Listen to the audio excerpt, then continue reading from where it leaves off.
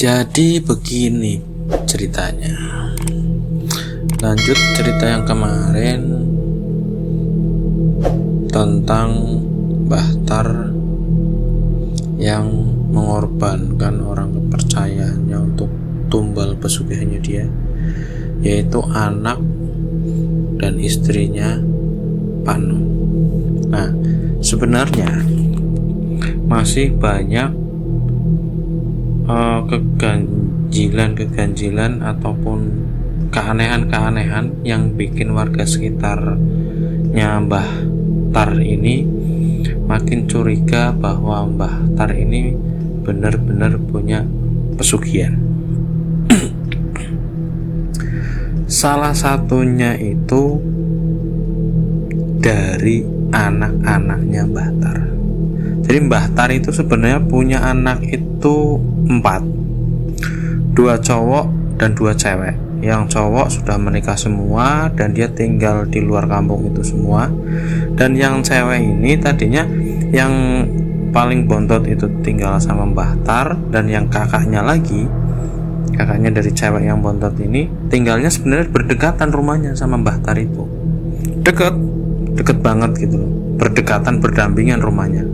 Nah, tapi setelah ada kejadian meninggalnya keluarganya Pak No, istrinya Pak No dan anaknya Pak No ini,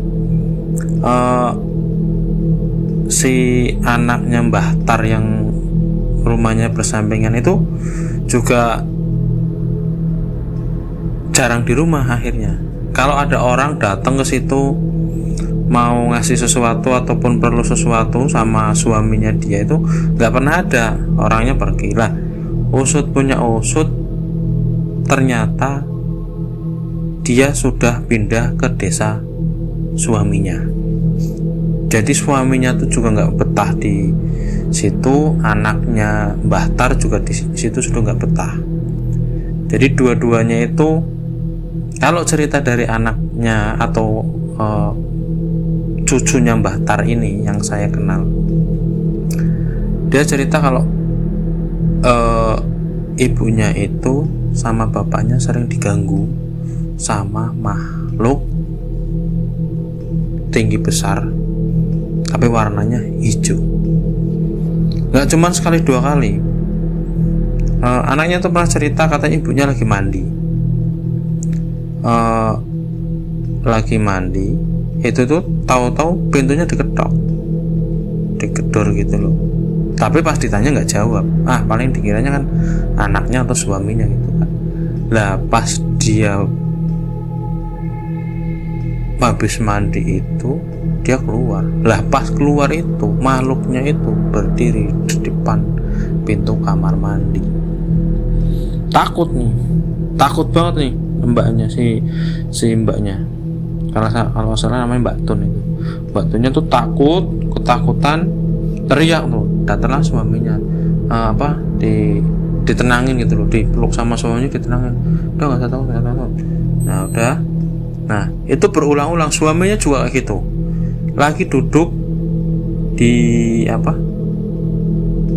di depan rumah gitu, lagi rokokan gitu, dipanggil Tar gitu. Bingung kan, itu manggil siapa, dia tengok-tengok, nggak ada orang. Pas dia masuk ke dalam, istrinya tidur di depan TV. Nah terus anaknya, dia punya anak perempuan juga, dia anaknya 2, cowok sama perempuan. Anaknya juga seperti itu, sering ngelihat kayak gitu yang cewek. Jadi kadang ada orang duduk di situ tapi nggak kelihatan, tahu-tahu hilang. Ada pokoknya banyak gangguan lah di situ. Nah akhirnya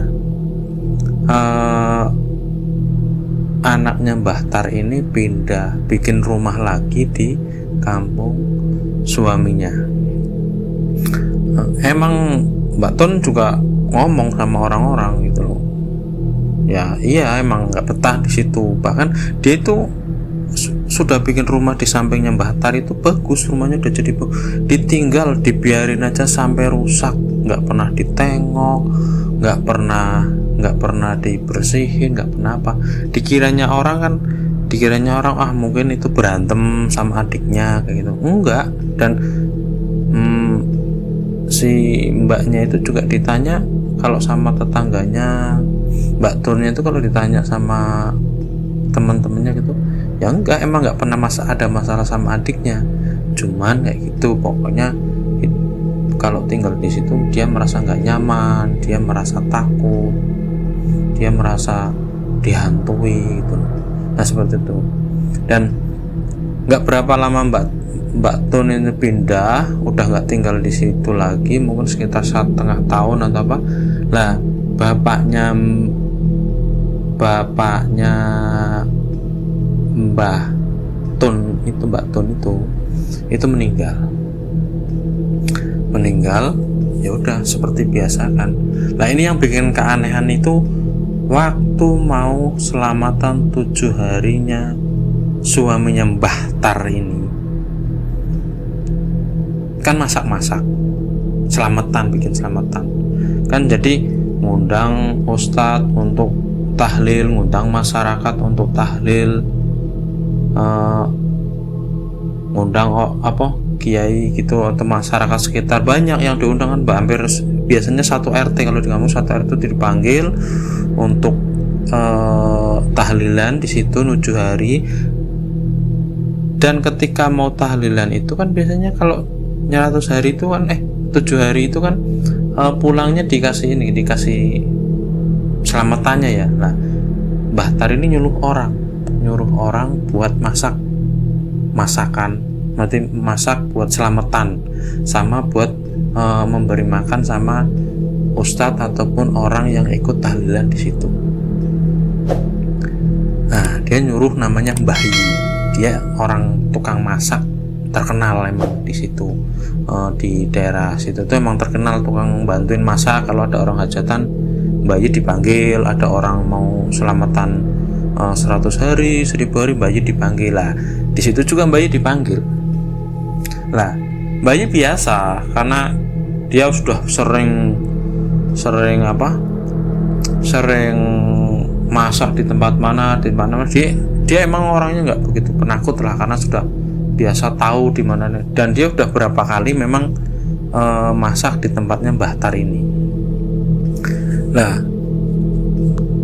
ketika Mbah Yi itu lagi masak, pagi biasa kan belanja, dimasak sore. Ini terjadinya tuh siang-siang. Mbah Tar ini lagi menanak nasi pakai panci yang besar itu, pakai panci besar kan. Nah ketika Mbah Yi lagi ngaduk nasinya itu biar yang bawah itu naik dan yang atas itu turun biar matangnya rata, di belakang Mbah Tar itu nanya, ada yang manggil, Yi minta nasinya, Yi jaluk segone, pakai bahasa Jawanya seperti itu.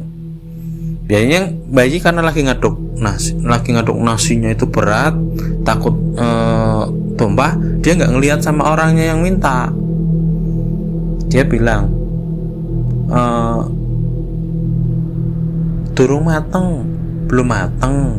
mateng, nanti sebentar lagi, biar bentanak gitu, biar matangnya tuh sempurna gitulah. Ya udah kan Mbah Yi itu. Nah setelah Mbah Yi itu tutup, dia duduk lagi ngerajang bumbu, dia tuh sadar, kok tadi yang manggil kayak suaranya, baru sadar itu yang manggil tuh suaranya kayak suaminya Mbah Tar. Mbah Yi itu bingung, siapa? Suaranya laki-laki, padahal di situ tidak ada laki-laki, yang ada cuman istrinya Mbah Tar sendiri, terus anak perempuannya Mbah Yi, dan sama adik mantu nih Mbah Tar yang perempuan yang di situ. Nggak ada yang perempuan di situ. Mbah Yi itu bingung nih, dia tengok. Ya udah akhirnya ya wis lah, udahlah, mungkin dia salah denger gitu loh. Udah ada tetap masak lah, nasinya ini mateng. Lah sudah matang, bayi diturunin dong, apinya dikecilin, tempat mana nasinya itu diturunin dari atas tungku.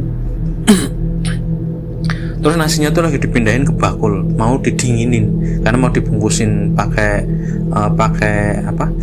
tempat nasi itu kan harus didinginin. Nah, lagi dipindahin itu ada yang manggil lagi, "Yi, skone kene." Terus Mbak Yeti nggak sadar juga, dia menengok, cuman ngelihat tangannya aja, terus ngambilin nasi di piring. Tapi Mbak Yeti kok tangannya hijau. Lah pas dia ngasih nasi sama orang yang minta nasi itu, Mbak Yeti kaget, teriak sekencang-kencangnya. Tapi ternyata orang yang minta itu gede, besar, kayak buto, dan warnanya hijau semua badannya. Bayi kaget, teriak, tapi kata orang yang di situ nggak ada yang dengar teriakannya bayi. Bingung kan? Kok nggak ada yang dengar? Bayi itu teriak, tanya sama anaknya, katanya nggak dengar. Bayi itu takut. Udah, bayi karena itu nasinya udah matang, udah langsung dibungkusin semua, masukin ke tempat nasinya. Anak sayur-sayurnya juga yang udah matang sudah dimasukin semua. Bayi langsung pulang.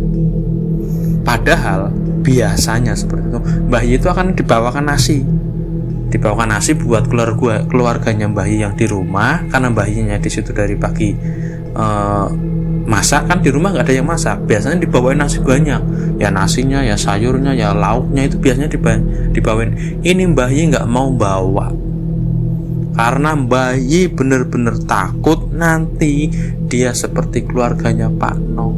Dia takut nanti kalau membawa pulang nasinya itu dibawa pulang ke rumah, dia nanti jadi tumbalnya Mbah Tar. Lah bayi giliran pulang nyampe tuh, dia ngomong sama anaknya, tadi gini udah. Nah, anaknya tuh percaya banget akhirnya bahwa Mbah Tar ini ternyata punya pesugihan. Itulah pesugihannya itu adalah pesugihan buto ijo.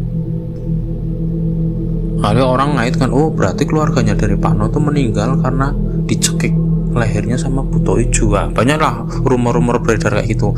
Lah karena selesai hari berikutnya gitu, selang berapa hari itu Mbah Tar datang ke rumahnya Bayi kok kemarin nggak bawa nasi? Iya, Bayi cuma bilang kemarin aku nggak enak, badannya nggak enak, terus aku langsung pulang aja, pengen istirahat. Lah Bayi ini dikasih duit karena itu sudah pekerjaannya, dikasih duit. Tapi Mbah Ye nggak berani menerima, nggak berani beliin uang itu. Terus ngomong sama anaknya, ini gimana, saya dikasih uang bayaran dari dia masak di sana. Udah mak, nggak usah ini buat jajan, itu dimasukin ke ini aja, ke infak amal musola. Udah akhirnya disumbangin ke musola. Dan masyarakat Semi itu semakin gempar bahwa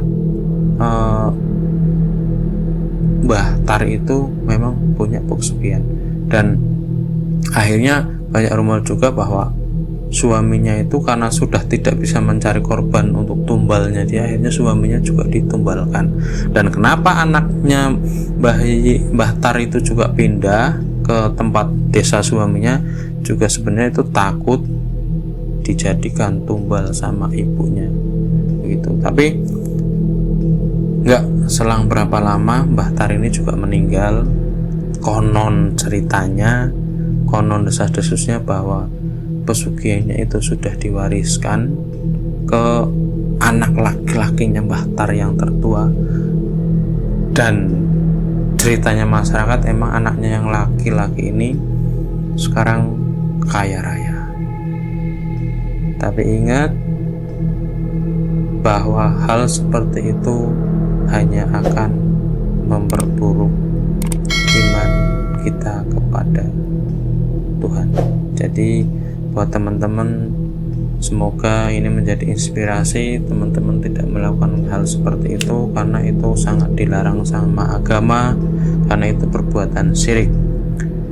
Bahwasanya tidak ada manusia mati karena dimakan setan atau dibunuh setan. Yang ada manusia mati karena takut sama setan. Oke, sekian cerita hari ini. Jangan lupa like, comment, dan subscribe. Terima kasih buat yang subscribe. Terus tonton video ini. Terima kasih. Assalamualaikum warahmatullahi wabarakatuh. Dadah.